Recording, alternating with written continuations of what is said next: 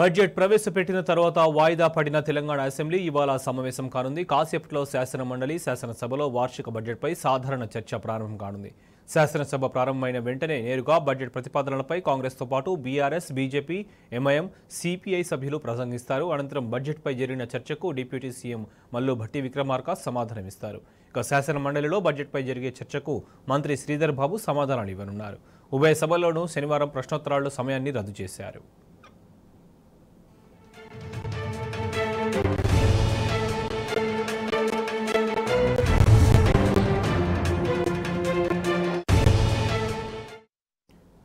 Budget ప్రవేశపెట్టిన తర్వాత వాయిదా పడిన తెలంగాణ అసెంబ్లీ ఇవాళ సమావేశం కానుంది. ఇక మరి కాసేపట్లో శాసనమండలి శాసనసభలో వార్షిక బడ్జెట్పై సాధారణ చర్చ ప్రారంభం కానుంది. దీనికి సంబంధించి పూర్తి సమాచారం మా ప్రతినిధి వంశీని తెలుసుకుందాం. వంశీ, చెప్పండి. శోభన్, ఏదైతే బడ్జెట్ సమావేశాలు 4వ రోజుకి చేరుకున్నటువంటి పరిస్థితి మనం చూడొచ్చు.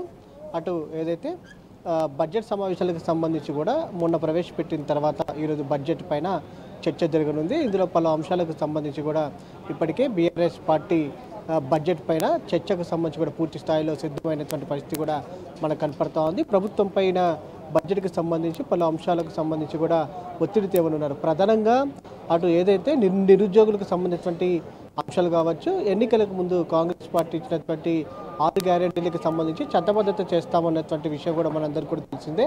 ఆ అంశాల మీదకి సంబంధించి కావచ్చు. ప్రధానంగా బడ్జెట్లో సంబంధించి చూస్తే మాత్రం రైతు భరోసాకు సంబంధించి కూడా పెద్ద ఎత్తున ఆంక్షలు విధించినటువంటి నేపథ్యంలో ఆ బడ్జెట్ ఏదైతే రైతు భరోసాకు సంబంధించి కూడా ప్రధానంగా వ్యవసాయానికి సంబంధించి కూడా ప్రభుత్వం ఆంక్షలు పెట్టినటువంటి నేపథ్యంలో దానిపైన కూడా పెద్ద ఎత్తున చర్చ జరిగే అవకాశం ఉంది. ఇప్పటికే బీఆర్ఎస్ పార్టీ ఆ ప్రయత్నంగా సిద్ధమైనటువంటి పరిస్థితి కూడా మనకు కనపడుతుంది. రైతుల పక్షాన ప్రభుత్వాన్ని ప్రశ్నించేందుకు అనేక అంశాలతో కూడా అటు ప్రభుత్వం ఏదైతే బీఆర్ఎస్ పార్టీ సిద్ధమైనటువంటి పరిస్థితి కూడా మనం చూడొచ్చు. ప్రధానంగా పలు అంశాలు చూస్తే మాత్రం అటు వ్యవసాయ రంగానికి సంబంధించి కూడా సరైన పాలసీని ప్రవేశపెట్టలేదని కూడా బీఆర్ఎస్ పార్టీ చెప్తున్నటువంటి ప్రధాన అంశంగా చూడొచ్చు. దాంతోపాటుగా పారిశ్రామిక రంగానికి సంబంధించి కూడా సరైన పాలసీ లేనటువంటి విషయం కూడా మనం చూస్తూ ఉన్నాము. దాంతోపాటుగా ఐటీ రంగానికి సంబంధించి కావచ్చు, ఇలా అనేక రంగాలకి సంబంధించి కూడా పాలసీ పరంగా ప్రభుత్వం ఎలాంటి సిద్ధం కానటువంటి పరిస్థితి కూడా మనం చూస్తాము. బడ్జెట్లో ఆ రకంగా పాలసీని ప్రకటించడం కానీ బడ్జెట్లో కేటాయింపులు కూడా ఆ రకంగా లేవని కూడా ఇప్పటికే బీఆర్ఎస్ పార్టీ చెప్పినటువంటి పరిస్థితి కూడా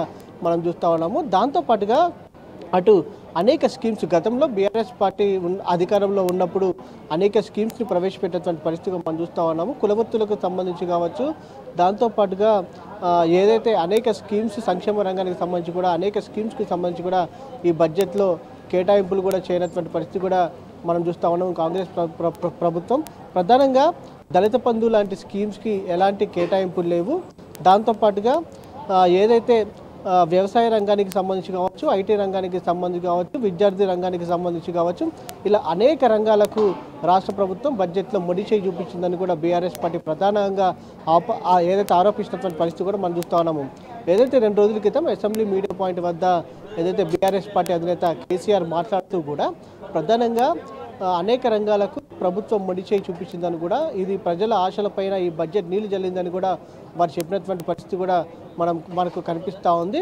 ప్రధానంగా ఈ బడ్జెట్ గ్యాస్ ట్రాష్ తప్పితే ఇందులో ఎలాంటి సబ్జెక్ట్ లేదని కూడా వారు చెప్తున్నటువంటి పరిస్థితి కూడా మనం చూస్తూ ఉన్నాము. అనేక రంగాలకు సంబంధించి పాలసీలు చేయాల్సినటువంటి అవసరం ఉన్నాం కూడా ఇప్పటివరకు అలాంటి పాలసీ కూడా ప్రకటన చేయనటువంటి పరిస్థితి మనం చూస్తూ ఉన్నాం. రైతు భరోసా కావచ్చు, రైతు రుణమాఫీ కావచ్చు, దాంతోపాటుగా ఉదాహరణకు ఏదైతే గొల్ల కుర్మలకు సంబంధించినటువంటి స్కీమ్స్ ఏవైతే ఉన్నాయో వాటిని అమలుపరచడం, ఏదైతే కులవృత్తులకు సంబంధించినటువంటి స్కీమ్స్ను కూడా రాష్ట్ర ప్రభుత్వం అమలు పరుస్తలేదని కూడా ఈ బడ్జెట్లో ఆ రకంగా కేటాయింపు లేనటువంటి పరిస్థితి కూడా మనం చూస్తున్నామని, దాంతోపాటుగా దళిత బంధు లాంటి స్కీమ్స్కి కూడా బడ్జెట్లో కేటాయింపులు లేవు. ఇది ఖచ్చితంగా ఏదైతే ప్రధానంగా వ్యవసాయ రంగానికి మాత్రం చూస్తే మాత్రం మొండి చేయి ఉంది. దాంతోపాటు అనేక ఆంక్షలు కోతలు పెట్టినట్టు కూడా ఈ బడ్జెట్ ద్వారా తెలుస్తుందని కూడా ఇప్పటికే వారు చెప్పినటువంటి పరిస్థితి కూడా మనం చూస్తూ ఉన్నాము. ఇది ఖచ్చితంగా రైతు శత్రు ప్రభుత్వంగా అని కూడా వారు చెప్పినటువంటి పరిస్థితి మనకు కనబడుతుంది. మొత్తం మీద బడ్జెట్పై మాత్రం ప్రభుత్వాన్ని బీఆర్ఎస్ పార్టీ నిలదీయనటువంటి పరిస్థితి మనం చూస్తూ ఉన్నాం. ఈరోజు